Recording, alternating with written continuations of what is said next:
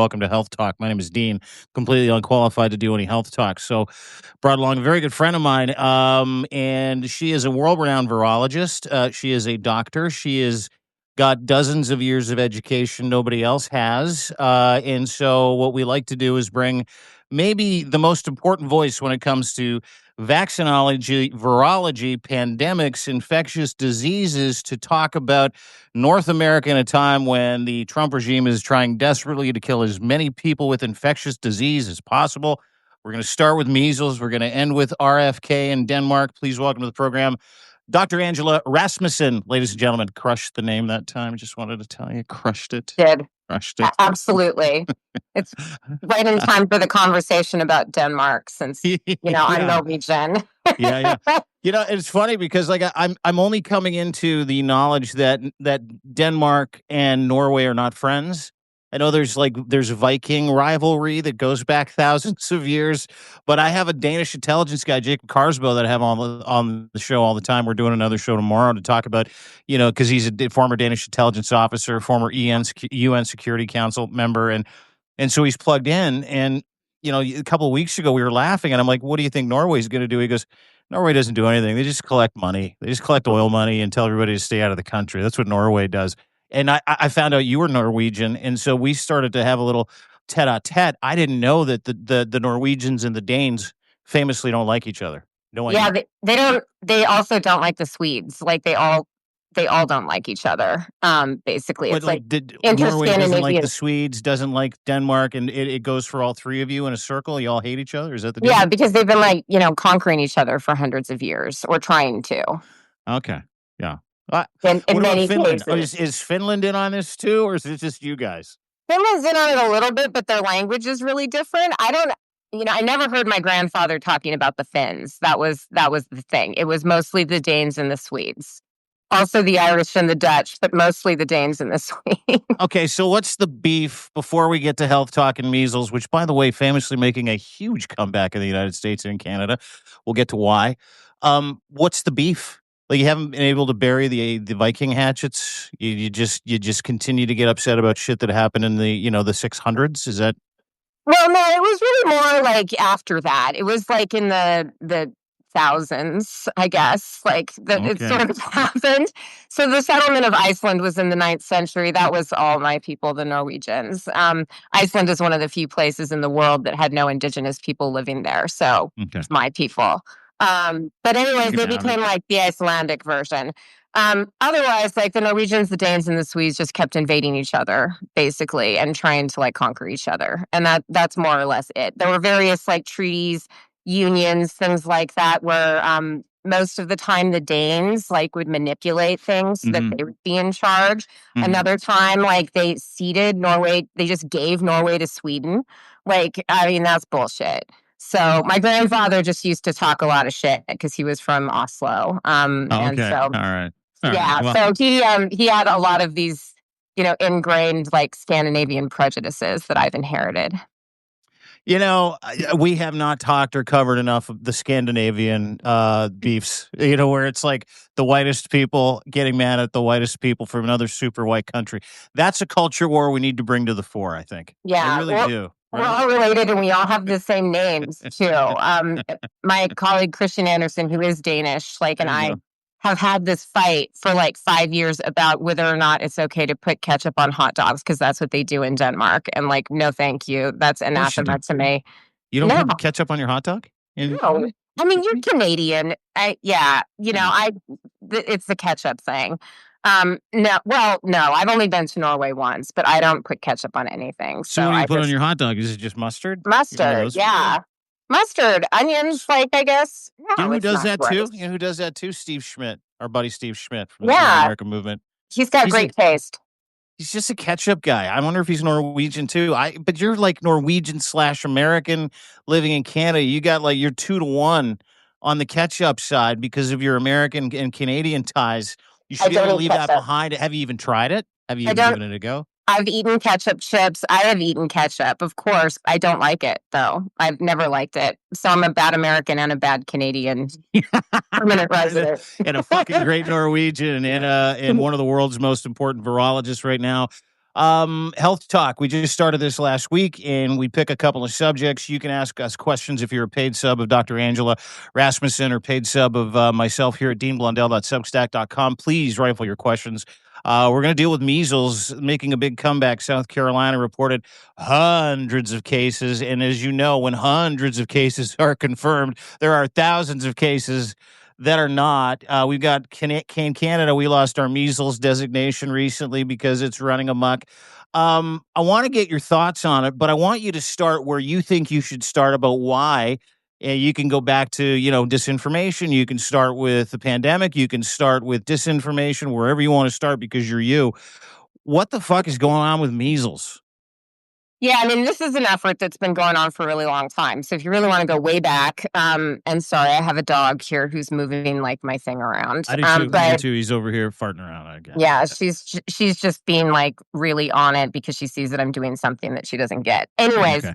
So 1998, this guy, Andrew Wakefield, writes this paper in The Lancet, which is a big medical journal, that says that basically the MMR vaccine causes autism. And this paper was eventually retracted. Wakefield lost his license over it. But in this paper, this is where this whole idea came from, that the measles vaccine, basically the MMR vaccine, is dangerous and causes autism. And so ever since then, like, he's basically made a fortune, like being the guy who lost his license for wrongly claiming that measles vaccines cause autism. He also introduced this idea that like the combination vaccine is what causes the autism. Like, it's not the measles vaccine, it's the measles, mumps, and rubella vaccine all given together that causes the autism. So this idea like has been picking up steam. And there was a big court case because he didn't want to lose his license, and he sued, and it was in the media. And then he dated Elle Macpherson for a couple years because she's like crazy into wellness stuff. Oh, and, what a shame. What a shame. Yeah. And he became like this. I mean, he's not an attractive man. I don't know how he ended up landing like a supermodel, but they're broken up now, I think. Anyways, so he's made a lot of money off of this. And in the process of this, became friends with the Health and Human Services Secretary, Robert F. Kennedy Jr., who has done a lot with him in terms of the foundation that he started, Children's Health Defense, which is basically like a crazy anti-vax organization. Yeah. So they've been like spreading this for a very, very long time and decreasing confidence in the vaccine. And measles is such a contagious virus, right? Like that if you get exposed to one like infectious particle of measles, you're probably getting measles if you're not vaccinated against it. So it's really, really infectious. So you have to have really high levels of herd immunity to control it in your population.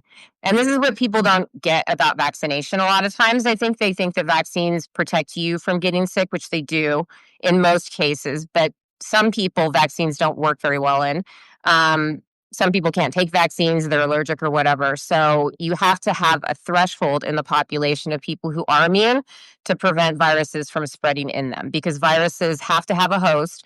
So if there's a population where the virus can't find another host to pass on to, then it's basically hitting a dead end, and it's not going to be able to circulate in that population. What's that herd immunity number? For measles, it's about 95%. So this slow erosion of confidence in the MMR vaccine has brought, in some places now, vaccination levels down below that 95% threshold. So we're starting to see measles outbreaks because measles has not been eliminated from the world. There are a lot of countries that do have a lot of measles problems and that don't vaccinate or don't vaccinate everybody. And so it can get, imported, basically. And in Canada and the U.S., most measles outbreaks are caused by unvaccinated Americans or Canadians who are traveling abroad and bringing it back. It's not caused actually by immigrants who are unvaccinated bringing it in. So that's something I wanted to clear up, because that's a point that the anti-vaxxers continually raise these days. No way. I wonder why. Are you telling me that the Christian nationalist, anti-science, anti-vaxxer, white nationalist, maple MAGA community blames infectious disease on immigrants? Is that what you're saying? I mean, I'm just a simple vaccine researcher. I'm not supposed to get political about this stuff. Yes, that is exactly what's happening. And that happened at the last Advisory Committee on Immunization Practices meeting too. They started talking about the hepatitis B vaccine being brought into the U.S. by unvaccinated immigrants effectively. So measles was eliminated in the U.S. and Canada 20 years ago. Canada, as you pointed out, lost its elimination status. And that happens when you have a measles outbreak that has persisted for a year or more, where you've had continuous transmission of that.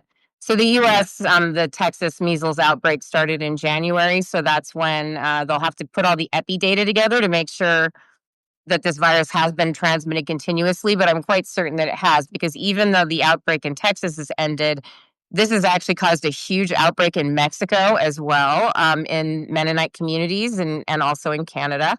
And there have been 14 people actually who've died of measles in Mexico the last time I checked, and there may have been more since. It's been a while since I just looked. in last year, sample size Yeah, last year, yeah. From this outbreak. And some of that is just bad luck because there was an issue with sourcing measles vaccines in Mexico in this one state. But if you have the moral of the story here is if you have a large enough population of people who have not been vaccinated against measles, then you are going to have measles outbreaks. And the size of that outbreak will be dependent on how many people have not had the vaccine. Because prior infection is thought to give lifetime immunity. And also the vaccine itself is a live attenuated vaccine, which means that it actually is measles virus. It just doesn't make you sick. So either way, you end up having pretty much immunity for life. Older people actually should ask their doctors if they need to get their antibody titers checked. But in general, it's a very, very good, effective vaccine if you get 2 doses of it. So, but if there's people who are just not vaccinating their kids, then that means that there's an ever expanding population of children who are going to be potentially susceptible to that. And if it gets imported into the community, then it will spread outwards from there. So, can you put a number to the drop in MMR vaccines in the past 5 to 6 years since we've had the mass vaccine revolt and the anti-science community and a president and a regime in the United States that's actively trying to tell us that we should just drink blue iodine and eat dirt and we're going to be just fine? Can you put a number to that drop, and can you draw a direct correlation to these outbreaks, not just in Texas, South Carolina, the most recent one, Mexico, and the unfortunate deaths? Canada's had a couple of deaths. Alberta, rural Ontario, hotbeds. I mean, we can get to the geography and the demographics, but what are those numbers, and what is the impetus for the drop that you're seeing according to the research that you do? Well, so I don't really do that kind of research, but it kind of depends. I mean, I'm familiar with it. Yeah. It really is community specific, right? So in Texas, this was driven by a Mennonite community that's they're very tight. They span multiple countries. There are multiple communities that are sort of networked together. And many of those people in that community don't vaccinate in general. So it's a community where something like this, when it happens, just really takes off. Also because there is so much travel and mobility and people traveling between different, You mean different in those community religious centers. sects, they've gotten harder when it comes to vaccinology, and has that always been the case, or is that sort of amplified and fortified their belief system when COVID happened? So, I mean, it really depends. And I don't know that you can even generalize. I mean, this is why there's a big geographic element to it as well. I know I've had students in my lab who were Mennonites and grew up in Mennonite communities, and they're, in a virology lab working, on vaccine studies. So definitely not anti-vax. I have a requirement that everybody has to be vaccinated before they come work in my lab. You can't even generalize. You're so woke with your restrictions. I'm an extreme vaccine enthusiast, right? Like, I'm not going to be studying products that I wouldn't use myself. At one point, I was really disappointed because there's this guy, he's an anti-vaxxer named Steve Kirsch, and he was challenging people to debates and says that he's going to pay them $1 million to debate them. And I actually accepted his offer. I remember this, yeah. Yeah. And I said that I would only do it if he donated all to COVAX, and then he ghosted me. But apparently now he's been challenging people with just $100K to take every childhood vaccine on the schedule. And so me and one of my colleagues were like, yeah, sign us up. Like, No Yeah. problem. I'll do that for 100 grand. You take research funding where you can get it these days. Yeah. But he also never materialized with my $100,000. So Oh, I shocker. haven't gotten my boosters. What's really funny is I had Viva Frey challenge me to a debate about 3 weeks ago based on the ostrich shit, by the way. Because I told him Again? that yeah. Well, it was the same one. It was the one that happened. Actually, it was a couple months ago when you and I were talking. And, It was a month ago. and I said, here's my number. DM me. Let's set this up and have a great time together. I replied to that 4 times, and Viva Free ended up blogging me. That's the thing, and we'll leave the lessons in cowardice with the hillbillies right now. We'll leave it over to the side because I'm enthralled with the measles thing. But it's the same group of people that tell you that you shouldn't have to get vaccinated. Then when you ask them to show up, put up, or shut up, they never do. Right? Like Yeah. that's what you're talking about. But and I know you don't understand these specific demographics, but it seems like it's rural.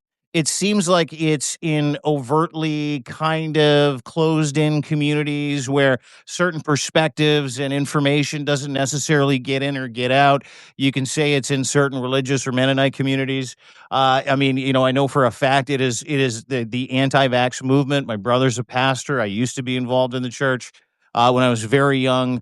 There is a very serious anti-vaccine sentiment that a lot of those communities have rolled back. Like this was never a topic of conversation in the church when I went to church. Everybody got vaccinated at school, and there was never like, oh, this is against our religion. This is, Jesus has his own vaccine, all that other shit that we've been seeing on placards and seeing on social media for the past little while.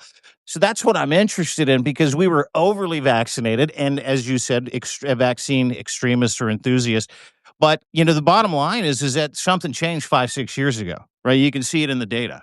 Yeah, and I mean, I think some of it is that this really started to take off and it started to appeal to people more broadly. And so that's kind of where I was going to, where it's Okay. really hard to generalize. It's kind of like, I mean, it's like horseshoe effect, right? You have these people on one end who might be extremely conservative, very Christian, very, very sort of fundamentalist, nationalist points of view. And then on the other hand, you have like hippy dippy people who are like extremely anti like allopathic medicine, or modern medicine. Essentially, they are into supplements, they are into energy, like all of the various wellness. Kombucha and Reiki crystals. Yeah. Yeah. Yeah. Yeah. And Yeah. so you end up, having these people like inhabiting sort of the same space. And so they respectively, this anti-vax movement appeals to a lot of different groups of people. And I think in the last 5 or 6 years, I mean, the anti-vaxxers are very, very good at what they do.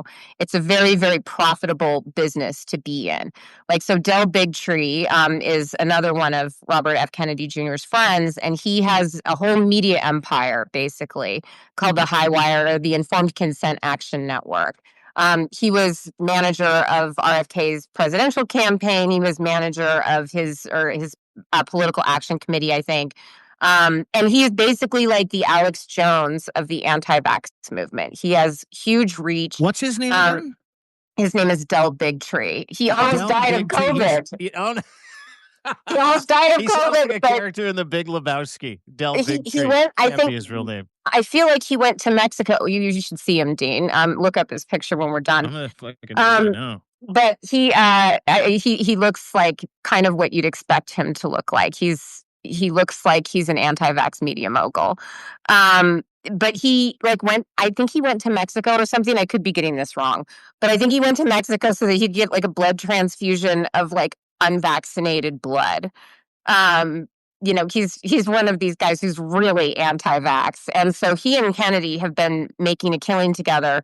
And I think 5, 6 years ago was really when their business started to go into overdrive. And Brandy Zadrozny, now she's at MSNBC or MS Now or whatever it's called, has done some really great reporting on their financial stuff. And I mean, they were making, before the pandemic, they were making millions and millions of dollars every year. Children's Health Defense as an organization. And that's in addition to the millions that Kennedy made as a vaccine injury lawyer, which, by the way, was his job before becoming the Health and Human Services Secretary. So he's made millions of dollars personally by either litigating cases against vaccine manufacturers, against, state health departments and federal health departments and things like that for vaccine policies. And really, 5 or 6 years ago, I think, is when this really started to pick up. Also, social media became much more widely used, and so suddenly there is, new mechanisms basically for getting these messages out to a global audience, and And that's there's really a what. there's a profit mechanism to this for the people that have started to have this conversation on the backs of all the chaos of the pandemic, and you're drawing in, as you point out. I mean, sure, you've got your people that have religious reasons. Let's just call them religious Mhm. reasons for not doing this. But the broad appeal that RFK and Del Bigtree, just looked him up. He looks fabulous, by the way. He looks fabulous. He's so sun kissed. He's unbelievable. I know. Yeah, he's so sun kissed. He just sells supplements on the beach. It's what he does now. But they've been able to kind of hook in other people and other communities to the idea that, the big farm is no good. They're coming after you. All the other bullshit that we watched. This is an unproven science, and it's hardly unproven. There's decades and decades that have gone into this. Vaccinology's been 1,000 years, or sorry, 400 years plus in saving lives and humanity. And we pointed that out in the last health talk. None of us would be here without vaccines. But the measles one interests me, and it seems like ground zero was American Samoa, if I'm not mistaken. Yeah. And that was a case study for that disinformation, for the Children's Health. Is it the Children's Health Defense Foundation Mhm. that RFK was the head of? That he made millions, being the CEO and chair of. Tell me about what happened in America Small, because RFK Jr. and that institution and the regime never want to talk about this ever. Yeah. And I mean, this is really, really fucked up, like what he did, because it wasn't just that he was like anti-vax or encouraging vaccine disinformation. He was actually actively promoting a measles outbreak. And so what happened was that this was a tragic accident, but somebody who was vaccinating babies with the MMR accidentally reconstituted 2 doses of the MMR vaccine in a muscle relaxant instead of like saline. And the children that were administered this died of an overdose of this muscle relaxant that it was accidentally brought up with. And that triggered this huge like wave of distrust of vaccines in Samoa. Because there were anti-vax organizations local to Samoa that took this opportunity, and you see this happening a lot. If there is some sort of problem with the vaccine ever, anti-vaxxers will immediately jump in and sort of imply that this is like a problem for all vaccines. And so they really decreased a lot of trust, and uptake of the MMR vaccine went way, way down in Samoa. And so there were a lot of susceptible people. So Kennedy comes on the scene, and offers to meets all these anti-vaxxers, meets all these people, offers to promote their stuff, and a measles outbreak happens.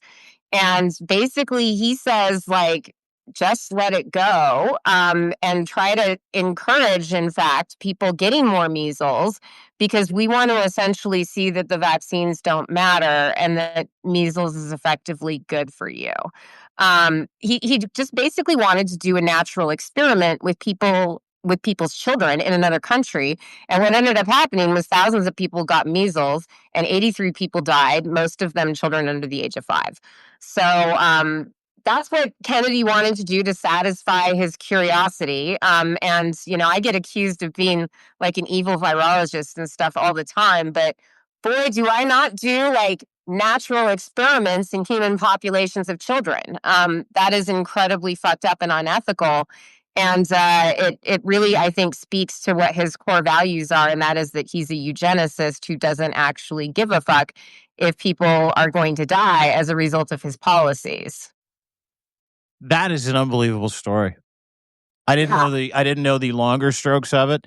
I knew that he wanted to use American Samoa as a test case for not vaccinating people for measles, and as a result, close to 100 people died. I had no idea the majority were under the age of 5. I had no idea that he was the guy telling the American Samoan government and people in the government in areas that were being ravaged by measles that just let it go. I'm RFK Jr. I'm here to defend children. I'm part of this Children's Health Defense Foundation, who had no idea what he was talking about, was lying through his teeth, was trying to use this island of individuals as a test case to try and prove to the rest of America that his deeply long held beliefs that vaccines are dangerous ended up killing 100 people, most of them children.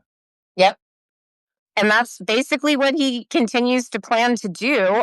Since we were talking about the Danish people, this is maybe a good chance to segue into that because as of yesterday, he funded a non-competitive grant proposal, which means it was just somebody sent it in and they decided to fund it with $1.6 million. This is a Danish group that is friends with the current acting director of the Center for Drug Evaluation and Research at FDA, a woman who is Danish by marriage and is a big fan of Denmark and has suggested, including to the president, who issued a memo about this, that America should change its childhood vaccine schedule to be just like Denmark's because they have hardly any vaccines on there. So this that was where Trump's whole thing about be more like Denmark came from. Correct. It's from this woman named Tracy Beth Hogue, who moved to Denmark, got a PhD in epidemiology studying, I believe, eye diseases there, and came back and during the pandemic revealed herself to be essentially an anti-vaxxer who basically thinks that COVID vaccines give people myocarditis at a much higher rate than they actually do, and that it's much more severe than it actually is. In reality, COVID has a much higher risk of causing severe myocarditis or problems, but her whole thing has been myocarditis. And this woman is in charge of the entire drug regulatory portfolio in the US. She is the top regulator of all drugs in the US at the FDA. She's also the one who found supposedly 10 child deaths from COVID vaccines that we have yet to see the data for. And I suspect that she found these by dumpster diving in VAERS, which is a database that CDC maintains for surveillance purposes. That's very useful, but it can't be used actually to define a death that's caused by a vaccine. Have you ever read some of the entries in the VAERS reports? Oh, yes, I have. The trust those? Like I took a deep dive one night in VAERS because you can put anything you want in the VAERS report, right? Anybody that went and got vaccinated, you can say, "Here's what I've experienced." Some of the ones where guys were talking about how large their manhood became after they took it. Yeah, I think there was a guy who said that he grew like a dick on his forehead, and another guy who said that he became like the Incredible Hulk. Like it's pretty good. I mean, there's a lot of wild stuff in VAERS, and there's a lot of stuff that's very clearly not vaccine injuries. But well, I laugh every time someone cites it as part of some kind of anti-vax like expertise that they might have. There's like, well, have you read the VAERS report? I'm like, you mean the one where the guy said the vaccine made his wiener grow like 12 inches overnight, like that VAERS report? And he'll be like, well, yes. Like I've had this conversation literally with dozens of people, and they'll say, well, yes, but some of those don't matter. I'm like, well, none of them matter, dude. It's an open source document. Anybody can say whatever the fuck they Right. And so, I mean, this is what people don't get about VAERS, right? Because it's a CDC maintained database. So people think that it's reliable. And it's called the Vaccine Adverse Events Reporting System. So it sounds like it, is going to reliably report that. But what it's used for is actually surveillance and monitoring for safety signals. So basically, if they get enough reports of like a certain vaccine injury happening with the same vaccine, then they're like, oh, maybe we should look into that more because enough people are reporting this to VAERS. It's an infectious disease vaccine kind of Yelp review system. Yeah, it is kind of like an alarm. Yeah. So, I mean, this Danish stuff is like unbelievable. Like, my grandfather would be rolling over in his grave for how much I've actually had to look into good Danish scientists, like the people at the Staten Serum Institute, which is like the Danish CDC/NIH. Like Denmark actually does have a lot of really, really good scientists there. Yeah. But they also have people like Tracy Beth Hogue, formerly, and her friend, who I think is probably the investigator who's been awarded this $1.6 million grant because it sounds tailor-made for this person's research.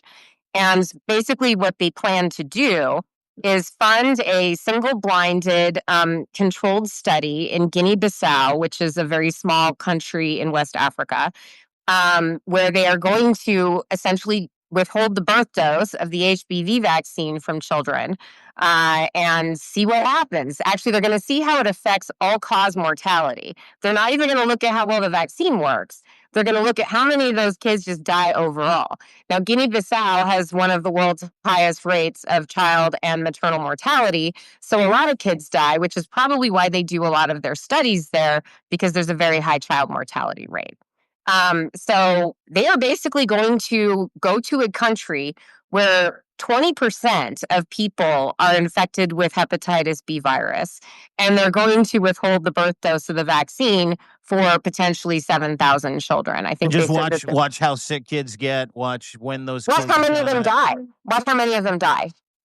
And that's what they are funding. This is a completely scientifically pointless study. There's no point in doing this. It's a very different population from the US. And if you get hepatitis B virus when you are a child, you will have it potentially for the rest of your life if it doesn't cause liver cancer within the next 10 to 20 years and kill you. And this is a country also that has very, very low healthcare spending per person. So there is not a robust healthcare system that any of these children who get liver cancer can go get treatment in. So it's incredibly, incredibly unethical to do a trial like this. And the whole reason for doing this is to basically provide justification for policy decisions that they've already made. Yeah. That's the part that I can't. I mean, he tried to do it in American Samoa. Can't, everybody dies. He's like, oh my God, this vaccine still work. And he still pushes the same bunk bullshit. And now he's trying to find a side door, going to another country with super high infant and female mortality rates because they already are dying at a young age because they already have hepatitis and HPV and they don't have great health care. And they're going to use that as another test case so they can justify any decision they make in the United States of America with a completely, totally different climate, different demographic, different health issues, the whole 9 yards. That is fucking unbelievable to me. Yeah, you want to know what the worst part is? Yesterday, the same day that they did this, so gave $1.6 million without any type of scientific merit review to Tracy Hoag's friend, basically, and podcast buddy.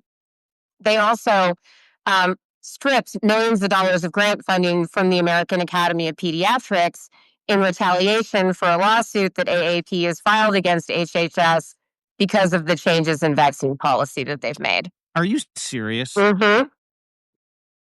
I wish I was making it up. Like, they're not even being discreet about it anymore. What a bunch of petty assholes. Yeah. Petty, anti-science, evil assholes. And there's only there's only one reason that they're doing this is that so they can kill Americans. Like there's only one reason they're doing this. And I had this conversation with someone the other day and they're like, well, maybe they know more. Maybe science needs to be questioned. I'm like, science questions itself all the time. That's the merit of science. It's test to fucking fail until you get a result where you haven't failed. That is the whole MO behind science. Yeah. And we have been using this test to fail concept behind science for hundreds of years when it comes to vaccinology. And you're telling me some microwaved Mel Gibson heroin addict knows better than those 400 years of testing to fail by millions of people that were educated in the space? Like, is that what you're telling me? And they all say the same thing. Well, it can't hurt to try. And I'm like, oh my God, you're kidding me. But I didn't know it was this bad. So why Denmark though? Like, what is the purpose? Because I've heard that before. Trump said that we need to be more like Denmark. Other people have said it. You've just said it. They've given a grant to some Danish researcher. What is the difference? Like, why are they saying be more like Denmark? And is it that much different when it comes to vaccinology? And if it is, why? So the U.S., first of all, is nothing like Denmark. I mean, the things that the U.S. and Denmark have in common. I've been to Denmark and the U.S. I know. Yeah, I mean, it's a small Scandinavian country that has like the population of Maryland, I think, and it's much geographically smaller than the U.S., obviously, and more importantly, it has a different form of government and it has a different form of nationalized health system. It also has different risks for different diseases, and so when Denmark has a childhood vaccine schedule that has fewer vaccines on it, those have been made with the population of Denmark in mind by Danish scientists who are very, very good, very evidence-based. The one thing I find very interesting is that the studies that Tracy Hoag and all these Danish loving people never bring up are the studies like by Anders Vik from the Serum Statins Institute that showed that aluminum salt adjuvants do not cause autism. And in fact, Kennedy wrote a statistical critique over the summer for a blog about Anders Vik's paper. Do you think he really wrote it? Do you think he really wrote it? Well, it wasn't very robust, in my opinion, as a vaccine journal editor. And Anders Vik did not think it was very robust either, because he then wrote a rebuttal, which was, I thought, quite priceless and very Danish. It was very restrained, yet also at the same time completely brutal. So, Denmark has made these decisions in an evidence-based way, in a way that's right for the people of Denmark. The US is a much bigger geographical country, and I can say that culturally, American people, even Scandinavian Americans, I mean, my relatives, who are all, a lot of them are Trump voters, Norwegian Americans, would not necessarily get along with people in Norway. I don't know that they would view things in the government, for example, or economic systems or healthcare systems the same way at all as people who are actually Norwegian. It's a very different culture than the US, even though there are some things in common. And, I just think that it makes no sense at all to just say we're going to copy this other country, because mostly Tracy Hoag has made this into her thing that, yeah, we love Denmark. And the HHS right now is just currently populated with people who are all in the same circle of COVID contrarians, especially the FDA. So Vinay Prasad, the director of CBER, which is the top vaccine regulator in the US, her counterpart, and she and the FDA commissioner, Marty Makary, have all written papers together about this kind of thing, where we need to have fewer vaccines. Oh, COVID vaccines cause myocarditis. Da, da, da, da. We don't like vaccine mandates. We think natural immunity is very good. And this thing that this Danish researcher who's been awarded this grant is into, and it's called non-specific effects. And this is the idea that if you give somebody a vaccine, any vaccine, it has non-specific effects. So not just against measles, mumps, and rubella or hepatitis B virus, it also creates these inflammatory effects that are not specific for that particular thing. Okay. Now that's true to a degree, because you do have inflammatory and innate immune responses to a vaccination or an infection. But the idea that this sort of sticks around and can potentially cause problems years later and kill people years later, or kill people if they get a different vaccine that's incompatible, is ridiculous. And nobody actually agrees that non-specific effects are something that have a big enough impact to actually make any kind of difference clinically.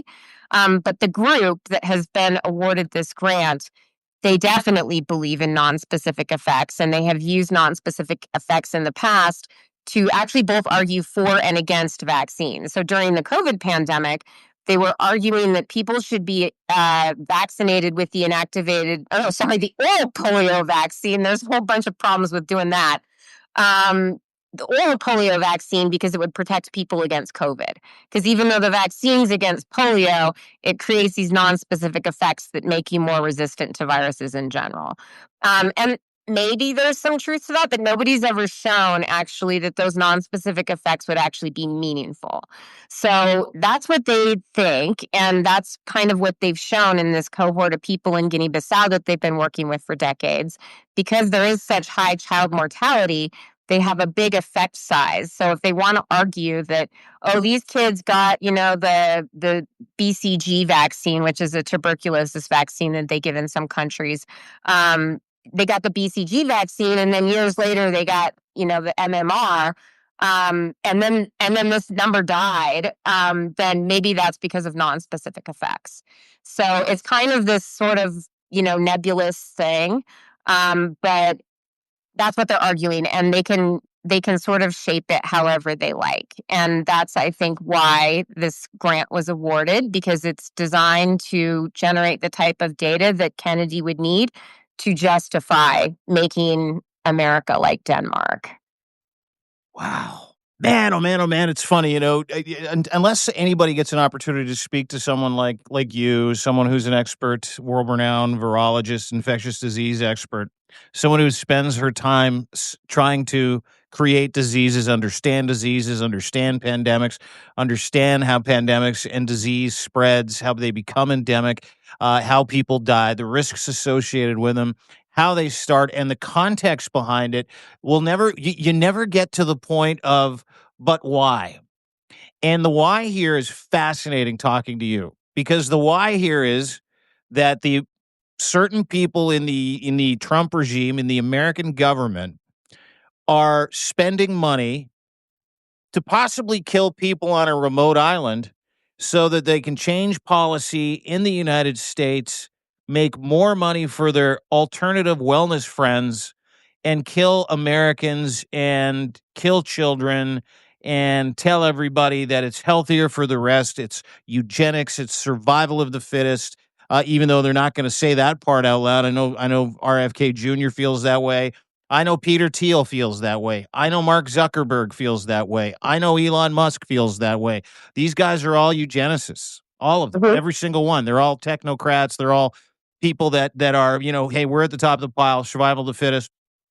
Elon Musk, I don't know how many animals he sacrificed with his Neuralink. I don't know how many beings he's put that chip. I mean, these people do not value human life, so it doesn't matter to them.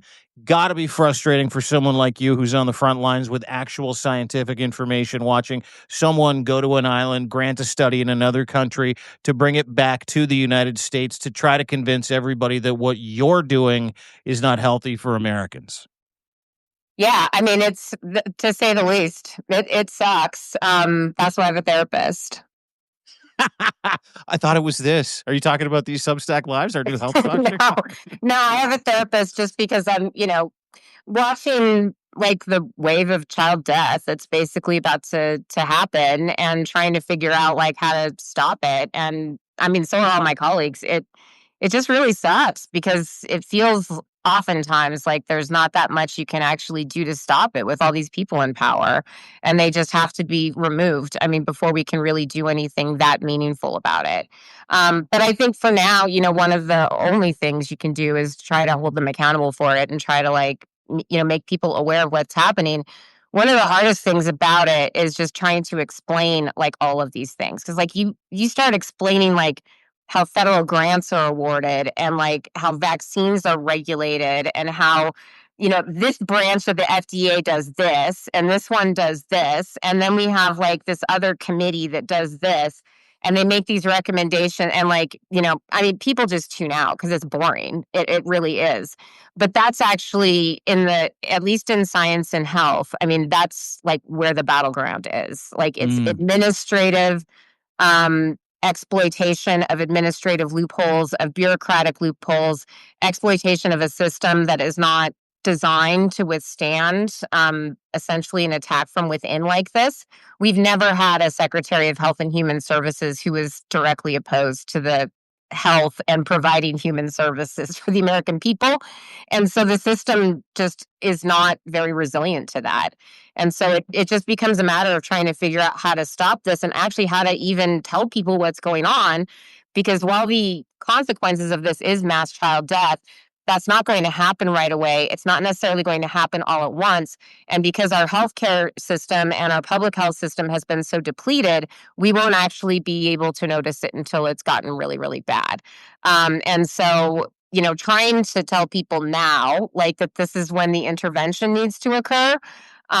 Because the longer that you wait and the more vaccines they get pulled, the more carnage eventually is going to happen, but it's not going to happen immediately. And so people might not make that connection. So, I mean, I just feel like I'm also really furious at these people, and I can't stand them. And I can't believe that so many of these clowns like are in charge. Like, I cannot believe that Vinay Prasad, who looks like a fucking Muppet, is in charge of he's a top vaccine regulator in the US. And Like, he's completely an anti-vaxxer. He was all up in the grift. I've had like Twitter fights with the FDA commissioner, the NIH director, the CBER director and the CEDAR director, all of these, and multiple members of the Advisory Committee on Immunization Practices since 2020. At one point, Robert Malone told me that he wished me hugs and kisses.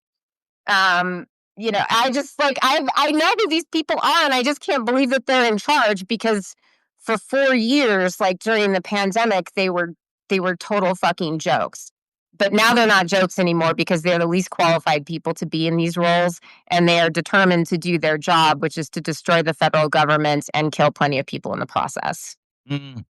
Dr. Angela Rasmussen, everybody needs to go and follow her. The Chiron at the top, it's gray. It says Dean Blundell and Dr. Angela Rasmussen. At Rasmussen Retorts is the name of your handle. But if you just put in Dr. Angela Rasmussen, you can follow her here. She's got well over 500,000 followers on Twitter. Stay out of that cesspool, though. We go there because we have to, and it's fun.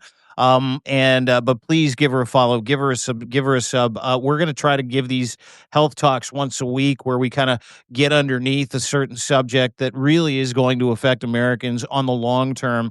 And it all sits around, the kakistocracy and the idiocracy in the United States of America.